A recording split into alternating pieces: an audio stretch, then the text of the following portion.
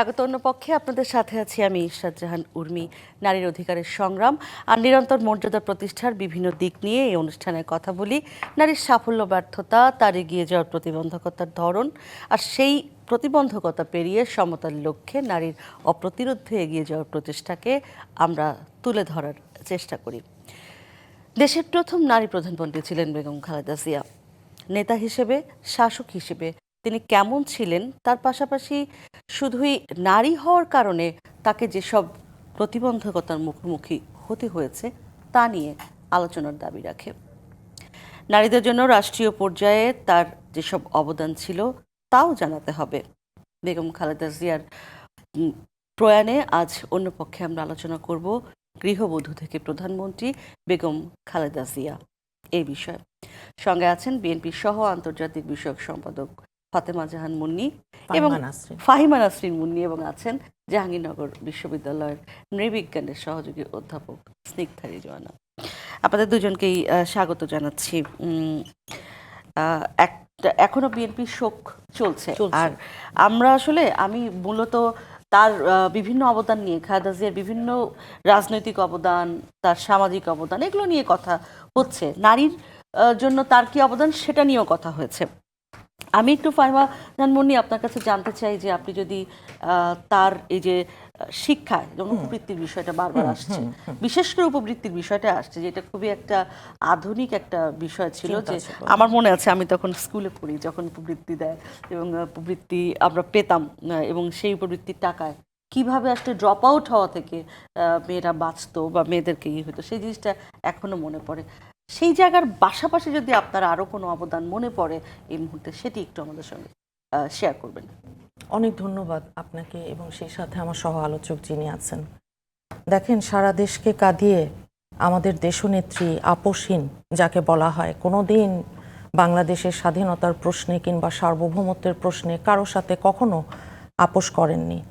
গণতন্ত্র পুনঃপ্রতিষ্ঠার যে আন্দোলন, সেখানে স্বৈরাচার বিরোধী ৮০ দশকের আন্দোলন থেকে শুরু করে, আপনি যেমনটা বলেছেন, গৃহবধূ থেকে একজন সফল রাজনীতিবিদ, এই যে একটা মাত্রা, এমন একটা জায়গায় পৌঁছে গেছিলেন, মাদার অফ ডেমোক্রেসি ওনাকে ভালোবেসে আমাদের দেশের মানুষ বলেন।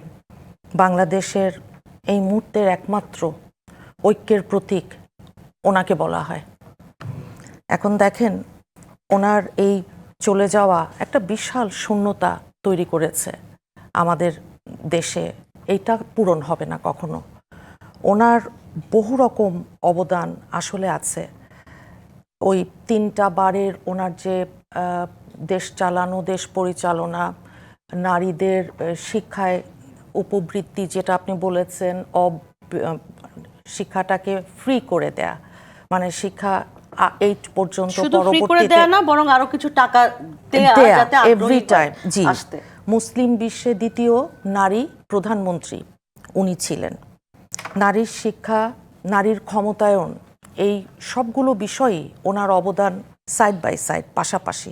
2005 সালে ফোর্বস যে ম্যাগাজিন, সেখানে ওনার বিশ্বের সবচেয়ে প্রভাবশালী নারী হিসেবে ওনার একটা ইন্টারভিউ আছে, সেখানে এসেছিল এবং আমরা সেটা দেখেছি।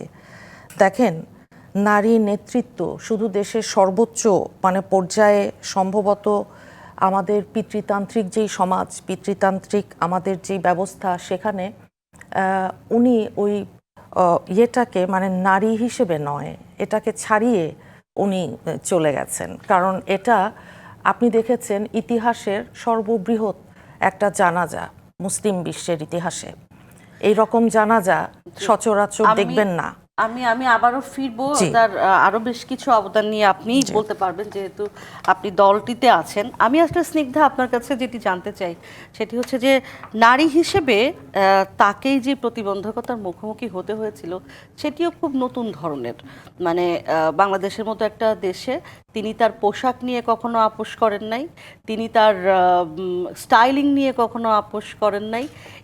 এই বিষয়গুলো অনেকে এটা নিয়ে ট্রোলিংও আছে যে এগুলো আসলে দেশ চালানো, কিন্তু এই বিষয়টা যে এই বিষয়, একটা বার্তা দেয়া তার পোশাক নিয়ে, তার যে ইমেজ, সে যেভাবে আসলে তিনি যা ছিলেন তিনি তাই ছিলেন, সেখান থেকে তিনি সরেন নাই, এবং সেই কারণে তাকে তার দলের ভেতরেও কিন্তু অনেক সময় ট্রোলিংয়ের শিকার হতে হয়েছে।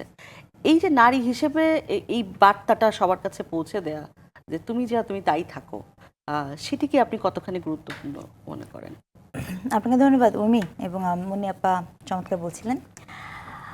প্রথম কথা হচ্ছে যে খালেদা খানম পুতুল, যাকে আমরা বেগম খালেদা জিয়া হিসেবে জানি, তো এই যে ওনার স্টাইলে বলে কথা বলেন বা যা কিছু বলেন, সবচেয়ে বড় ইম্পর্টেন্ট বিষয় হচ্ছে আমাদের এই সাবকন্টিনেন্টে, আমাদের এই ইসেতে এটা এমন একটা পুরুষতান্ত্রিক একটা সমাজ ব্যবস্থা, পিতৃতান্ত্রিক একটা সমাজ ব্যবস্থা, এবং সেখানে আপনি দেখবেন যে যে সময়ে উনি এসেছেন বা ওনার পলিটিক্যাল ক্যারিয়ারটা যদি আমি ধরি, এটার প্রথম কন্ট্রিবিউশন কি জানেন? প্রথম কন্ট্রিবিউশন হচ্ছে বিফোর হার আমরা তো কখনো কোনো ফিমেল ক্যারেক্টার দেখিনি। হ্যাঁ, এরপরে আবার দেখবো কিনা তাও জানি না। এরপরে সেটা আমরা বলতেই পারছি না, কারণ হোয়াট এভার মানে যা হয়েছে গত এক বছরে এটা খুব বলা যাচ্ছে না, তো আমরা দেখিনি।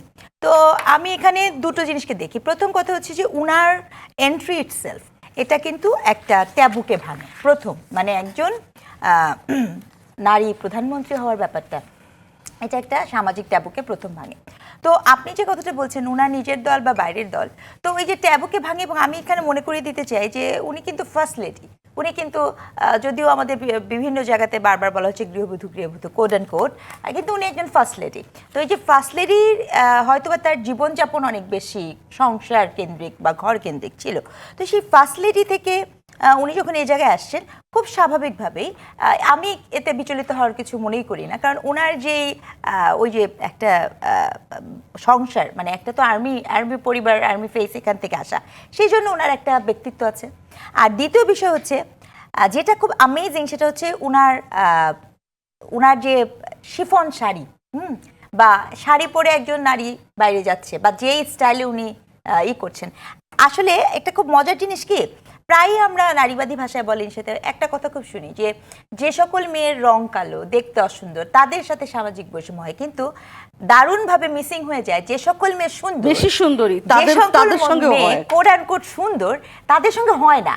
তাদের সঙ্গে যেটা হয় সেটা কখনো সামনে আসে না, প্রকাশ্যে আসে না। মানে তাদের কোনো বিউটি আছে, তাদের কোনো ব্রেইন নাই, এরকম বলা হয়। এক নাম্বার হচ্ছে যে তাদেরকে তাদের সকল অ্যাচিভমেন্টকে দেখা হয় তাদের সৌন্দর্য দিয়ে, মাপকাঠিতে। হিস্টোরিক্যালি আপনি দেখবেন যে ক্লিওপেট্রা, উনি এত কিছু করেছেন সেটা আমরা জানি না, বাট ইতিহাসে ওনাকে সুন্দরী হিসেবে দেখানো হয়েছে। তো উনি যখন আসেন, এটা কিন্তু ওনার ল্যাভেজ ছিল, আমি বলবো এটা কিন্তু ওনার দায় ছিল। এটাকে যে উনি ইউজ করতে পেরেছেন, ব্যাপারটা কিন্তু এরকম না, উল্টো হয়েছে। অর্থাৎ মানুষের মনোযোগ চলে গেছে যে উনি সুন্দর, মানে ওনার সৌন্দর্যের দিকে মনোযোগ চলে গেছে ওনার, এবং ওইটাকে কেন্দ্র করে আপনি দেখবেন পরবর্তীতে, শুনতে খারাপ লাগবে বাট এটা সত্য, যে নানা ধরনের ক্যারেক্টার অ্যাসোসিয়েশন থেকে তিনিও বাদ যাননি, মানে খালেদা জিয়া উনিও বাদ যাননি। ওইটাই তো আসলে আমার মনে হয় যে আমাদের দেশের একজন নারী প্রধানমন্ত্রীও তার ক্যারেক্টার অ্যাসোসিয়েশন থেকে বাদ যাচ্ছে না, তাহলে সাধারণ মানুষের কি অবস্থা? এই যে তার সাজগোজ বা তার সাজগোজ নিয়ে যা বিগত প্রধানমন্ত্রী থেকে শুরু করে, মানে নারী পুরুষ নির্বিশেষে, মানে একটা হচ্ছে পলিটিক্যাল আঘাত, আরেকটা হচ্ছে পার্সোনাল লেভেলেও আঘাত। তো এইটা কেন বলছি, যে একজন নারীর সামনে আসা, তার ট্যাবুকে ভাঙা, এবং ঘটনাচক্রে তিনি আবার সুন্দর, এবং এই সৌন্দর্যকে একপাশে রেখে নিজের একটা ব্যক্তিত্বকে প্রকাশ করা এবং নেতৃত্বকে প্রকাশ করা, এই যে চ্যালেঞ্জগুলো তিনি করেছিলেন, এটা কিন্তু যারা ভবিষ্যতে নারী নেতৃত্ব বলেন বা নারী ক্ষমতায়ন বলতে আমি তাদের জন্য একটা বার্তা দেয়। আমি এই প্রশ্নটাই করেছিলাম ভাই মামুন্নি, আমি আসলে আপনার কাছে জানতে চাইবো, শুধু নারী শিক্ষা নয়, অ্যাসিড সার্ভাইভার যে বিষয়টা ছিল তখন, অ্যাসিডের খুব মারাত্মক, আমার মনে আছে যে অ্যাসিডের দৌরাত্ম্য খুব ছিল, এবং তার আমলে কিন্তু এই জিনিসটাকে তিনি অ্যাড্রেস করা থেকে শুরু করে তখন বন্ধ হয়েছিল। এই বিষয়ে আপনার কাছে আমি জানবো একটা বিরতি থেকে ফিরে এসে। একটা বিরতি নিচ্ছি, সঙ্গে থাকুন। আবারও স্বাগত। অন্য পক্ষে আজ খালেদা জিয়ার প্রয়াণে আমরা কথা বলছি, গৃহবধূ থেকে প্রধানমন্ত্রী বেগম খালেদা জিয়া। এই বিষয়ে একটা বিষয় যদি ফাহিমা জাহান মুন্নি আপনি যেটি আমরা বলছিলাম যে শুধু নারী শিক্ষার বিষয় না, ইউএনএফপি এর একটা গবেষণা আছে যে কেউ যদি ক্লাস 8 পর্যন্ত পড়ে মেয়েরা, তাহলে তাদের বাচ্চারা অপুষ্টিতে ভোগে না, পড়াশোনায় ভালো করে বা তাদেরকে পড়াশোনা দেয়, এই বিষয়টার কিন্তু এবং বিশ্বব্যাংক প্রথমেই উপবৃত্তির বিষয়টাকে না Ignore গ্রহণ করে, করলেও হ্যাঁ, পরে কিন্তু তারা এটাকে মডেল, এবং আফ্রিকার বহু দেশে এটাকে মডেল হিসেবে গ্রহণ করা ধরেছে, হচ্ছে। ঠিক সেই সাথে বলেছেন। আপনাকে আমি বলছিলাম যে নারী নির্যাতন হ্যাঁ। প্রতিরোধে সেই সময় অ্যাসিডের যেই দৌরাত্ম্য, সেই সরকারের আমলেই আসলে, যদিও এটা নিশ্চয়ই রাস্তায় যে নারী অধিকার কর্মী যারা আছেন তাদের হাত ধরেই এসেছিল, কিন্তু এই এই মানে অ্যাসিডকে নিষিদ্ধ করা এই বিষয়টা কিন্তু তার সময় হয়েছিল। আপনার কথা ঠিক আছে। আপনারা একটু আগে যে আলোচনাটা আমি শুনছিলাম সৌন্দর্য নিয়ে, হ্যাঁ, আমি বলি কি, আমি ওনাকে দীর্ঘদিন একজন রাজনৈতিক কর্মী হিসেবে খুব কাছের থেকে দেখার সৌভাগ্য হয়েছে। তো উনি বাইরে যতটুকু সুন্দর, ভেতরে তার চাইতে অনেক বেশি সুন্দর। ওনার যে পার্সোনালিটি, ওনার মানে ব্যক্তিত্ব, মেধা এবং মননে, ওনার যে, আমি তো আমার প্রথম বক্তব্যই বলেছিলাম যে উনি যেমন ছাড়িয়ে গেছেন, যে নারী এই পরিচয় সবই ঠিক আছে, অত্যন্ত উনি হচ্ছেন সংবেদনশীল একটা শব্দে যদি বলি একজন মানুষ। নারী শিক্ষার উন্নয়নে আমাদের দেশে ওনার যেই সময় 3টা টার্ম 91 থেকে আমরা দেখেছি যে কি ভীষণ অগ্রণী একটা চিন্তা ভাবনা ছিল। সেখান থেকেই নারীদের উপবৃত্তি দেয়া, নারী শিক্ষাকে এগিয়ে নিয়ে যাওয়া, যেটা আপনি বলেছেন, যেগুলো পরবর্তী সরকারগুলো এসেও কিন্তু চালু রেখেছিল। হয়তো কিছু কিছু জিনিসে একটু টু সাম এক্সটেন্ট একটু চেঞ্জ, নীতি যেটাকে বলে কিংবা কৌশল, ক্ষমতায় এসে এগুলো একটু চেঞ্জ হয়, কিন্তু ওনার ওই নারীদের শিক্ষার ওই ব্যাপারে সেটা কিন্তু সহজ ছিল না যখন উনি করেছিলেন। নারী শিক্ষার্থীদের যে এগিয়ে যাওয়ার পথ তৈরি করে দেয়া এবং পরবর্তীতে নারীদের আরও এগিয়ে দেয়া সেটা বিভিন্ন জায়গায়, সেই জিনিসগুলোকে আমরা ওই সময় প্রেক্ষাপটে যদি ধরি, সেটা অত্যন্ত অগ্রণী চিন্তার আপনার বাহক আমাদের দেশনেত্রী উনি ছিলেন। ওই সময় নারীর উপবৃত্তির যে বিষয়টা আপনি বলেছেন, কোনো বিদেশি অনুদান ছাড়া এত বড় একটা প্রোগ্রাম, এটাকে এগিয়ে নিয়ে যাওয়ার যেই সাহস একজন রাষ্ট্রনায়ক হিসেবে, এটা আপনার একটা অবিস্মরণীয় একটা ঘটনা, যেটা আপনার অন্যান্য সময় দেখবেন না। আর আপনি যেটা বলেছেন গবেষণার বিষয়, ঠিক আছে, 8ম শ্রেণী পর্যন্ত যদি পড়তে পারেন মা, হ্যাঁ, তাহলে অপুষ্টিতে ভুগবে না। ইউএনএফপি এর যে গবেষণা, সেই জায়গায় নারী শিক্ষায় ওনার যে অবদান, এবং পরবর্তীতে যখনই বিএনপি এসেছে, কিংবা আপনি জানেন শহীদ প্রেসিডেন্ট জিয়াউর রহমানের সময়ও কর্মক্ষেত্রে নারীর যেই দক্ষতা, বিশেষ করে গার্মেন্টস ইন্ডাস্ট্রি, যেটা আজকের রেভলিউশন, আজকে যেখানে কোটিখানেক নারী কাজ করছেন, এবং সেই সাথে ওই যে বিদেশের রেমিটেন্স নিয়ে আমরা কথা বলি, এই জিনিসগুলো কিন্তু ওই সময় কৃষিকাজেও নারীদের না। আরেকটা আমাকে কথা একটু বলতে হবে, সেটা হচ্ছে আপনি যেটা বলেছেন অ্যাসিড সন্ত্রাস, একটা টাইমে আমরা দেখেছি কি ভীষণভাবে, কি ভয়ঙ্কর।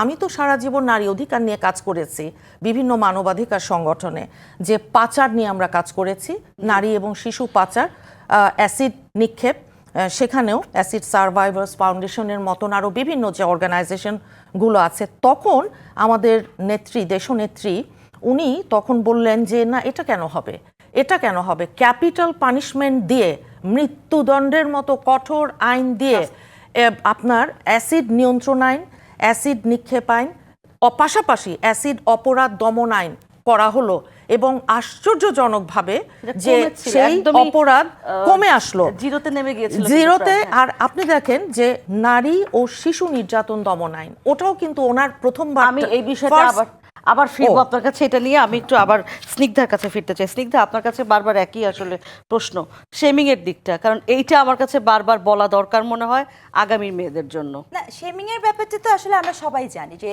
আপনাকে শেমিং মানে বেগম খালেদা জিয়াকে নানাভাবে শেম করা হয়েছে, উনার ব্যক্তিত্বকে, উনার জীবনযাপনকে, লাইফস্টাইলকেও। কিন্তু আমি যেটা বলার চেষ্টা করি যে হয়তো বা ওগুলো শুনতে খারাপ লেগেছে, কিন্তু আপনি দেখবেন যে এই যে পুরো প্রক্রিয়ার মধ্যে দিয়ে যে উনি গিয়েছেন, শেমিং করাটা, যেটাকে আমরা code and code slut shaming বলি, হ্যাঁ, যেটা আমাদের চর্চার মধ্যে আসে, কিন্তু এই জিনিসগুলো যে একজন সর্বোচ্চ পর্যায়ে গেলেও সেটাকেও যে ওভারকাম করে আসা যায় উর্মি, সেটা নরমালাইজ হয়েছে, সেটা একটা গুরুত্বপূর্ণ বিষয়, এবং তাকে যখন আপনি ওইভাবে করেছেন, পিন পয়েন্ট করেছেন, এবং সর্বোচ্চ পর্যায়ে যে যখন এরকম কথা বলেছেন, মনে করেন অপর দিক থেকে বলেন, তখন হয় কি ওটাকে খুব স্বাভাবিকীকরণের একটা প্রক্রিয়া তৈরি হয়েছে, যে আমরা চাইলেই একটা মানুষের ক্যারেক্টার নিয়ে বলতে পারি, যেখান থেকে খালেদা জিয়া বাদ যায়নি। কিন্তু এগুলোর ঊর্ধ্বে আমি 2-3টা কথা বলতে চাই। সেটা কি জানেন, বেগম খালেদা জিয়া আপনার উনার আহমেদ সফার একটা লেখা আছে, হ্যাঁ আপনি জানেন আমরা ব্যক্তিগতভাবে অ্যাজ এ ফেমিনিস্ট দৃষ্টিকোণ থেকে আহমেদ সফার অনেক কিছু নিয়ে আমার অনেক ক্রিটিক আছে। তো সফা তার নিজের জায়গাতে লিখছে একদিন যে উনি শেখ হাসিনাকে বলেছেন ওনাকে রান্না করে খাওয়াতে হবে, ওনার বাসায় যেতে হবে, এবং শেখ হাসিনা তাকে খাইয়েছেন। কিন্তু বেগম খালেদা জিয়াকেও উনি বলেছেন একই কথা, কিন্তু বেগম খালেদা জিয়া তাকে রান্না করে খাওয়াননি। এটা কিন্তু উনি ইন্টারভিউতে খুব প্রাইডলি বলছেন, এবং আই ফাউন্ড ভেরি ইন্টারেস্টিং যে ওকে আমি নারী বলে আমাকে রান্না করতে হবে, চিন্তা ওই চিন্তা প্যারাডাইম থেকে সে বেরোতে পারে না। তো উনি খাওয়াবেন বলে, এবং আপনার যিনি ছিলেন মানে শেখ হাসিনা, তিনি তাকে খাইয়েছেন, কারণ উনি ওইটাই মানে ট্র্যাডিশনাল রোলটাই আবার প্লে করেছেন। কিন্তু বেগম খালেদা জিয়া সেটা করেননি, নাম্বার 1। নাম্বার 2, আরেকটা একই ইন্টারভিউতে উনি আরেকটা ইন্টারভিউর কথা বলছেন। তো সফা ফোন করেছেন, তো বেগম খালেদা জিয়ার একজন যিনি পিএ, সে ফোনটা ধরেছে, ফোন ধরে বলছেন যে আমি চিনি মানে কোন সফা, এতে ওনার ইগো হার্ট হয়েছে, মেল ইগো, এবং ফোনটা উনি রেখে দিয়েছেন। কিছুক্ষণ পরে উনি বলেছেন বাংলাদেশে কয়টা সফা আছে। কিছুক্ষণ পরে নাকি বেগম খালেদা জিয়া তাকে ফোন করেছেন, এবং ফোন করে বলছেন, তখন সফা তাকে বলছেন যে আপনি কি শিক্ষিত ম্যাডাম, কি কোনো শিক্ষিত পিএটিএ পান না? তখন বেগম খালেদা জিয়া তাকে উত্তর দিয়েছেন, আমি নিজেই তো অল্প শিক্ষিত মানুষ, শিক্ষিত পিএ পাবো কোত্থেকে?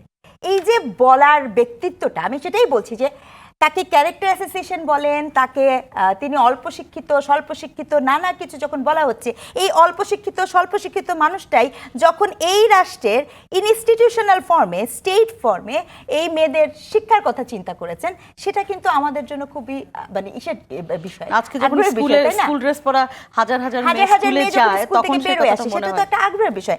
আবার আপনি যে বলছিলেন একই সময়ে 29% গার্মেন্টসের সুযোগ সুবিধা বৃদ্ধি পেয়েছিল, অ্যাকচুয়ালি সুযোগটা বৃদ্ধি পেয়েছিল গার্মেন্টসের, যার কনসিকুয়েন্সেসে একই সময়ে 90 অর্থাৎ 91 থেকে 96-এর মধ্যে আজকে যে বিপুল পরিমাণ গার্মেন্টস শ্রমিকদেরকে আমরা রাস্তায় দেখি, এটাও উনার ওই স্ট্র্যাটেজিক্যাল প্ল্যানের অংশ ছিল, যে ওমেনকে পাবলিক করা। হোয়াট আই পয়েন্টিং আউট, একদম এই যে নারী জনপরিসরে আসতে শুরু করেছে আসলে সেই সময় থেকে ইনস্টিটিউশনাল ফর্মে উনার নেতৃত্বে পাবলিক প্লেসে নারীর ভিজিবিলিটি তখন থেকে নানাভাবেই শুরু হয়েছে। একদম শেষ পর্যায়ে ফাতিমা জাহান মুন্নি, একদম শেষ লাইনটি আপনি নারী নির্যাতন আইন বলছিলেন, তো আপনার হাতে 10 সেকেন্ড সময় আছে।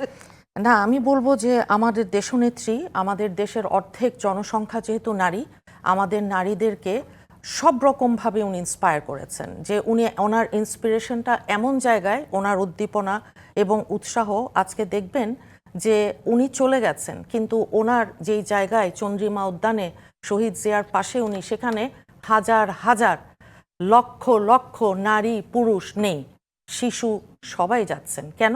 ভালোবাসে। উনি বাংলাদেশ যতদিন থাকবে, বাংলাদেশের ইতিহাস যতদিন থাকবে, এই জনগোষ্ঠী যতদিন থাকবে, আমাদের দেশনেত্রী বেগম খালেদা জিয়ার নামও একই সম্মানের সাথে উচ্চারিত হবে। অনেক ধন্যবাদ আপনাকে, ধন্যবাদ। আমরা অল্প সময়ের মধ্যে হলেও চেষ্টা করলাম নারীর বিষয়ে তার যে অবদান সেটি তুলে ধরতে। ধন্যবাদ ফাহিমা জাহান মুন্নি, ধন্যবাদ স্নিগ্ধা রেজওয়ানা। এই ছিল আজকের অন্য পক্ষে, ডিবিসি নিউজের সঙ্গে থাকুন।